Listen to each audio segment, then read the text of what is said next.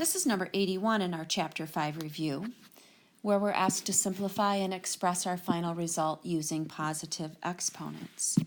Well, the first thing I notice is that in this problem I have a negative exponent outside the parentheses. I can make that exponent positive by just flipping the base. So what's on bottom moves to the top, and what's on top moves to the bottom. And so now I have that fraction raised to the positive 1/3 power. So a negative exponent doesn't make the base negative. It makes the base turn into its reciprocal. So now we have to think about what this rule of exponents says that we do with the 4 and the 1/3 and with the 3 and the 1/3. Well, with 4 and 1/3 and with 3 and 1/3, we've learned to multiply those exponents.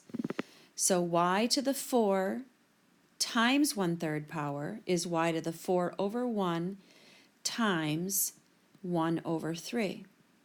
Well, when you multiply two fractions together, you take top times top and bottom times bottom. So we get y to the 4 over 3 power.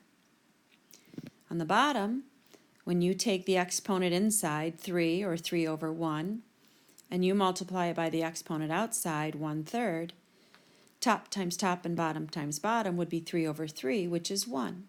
So you just get x to the 1 on the bottom. You've expressed your answer in simplified form with only positive exponents.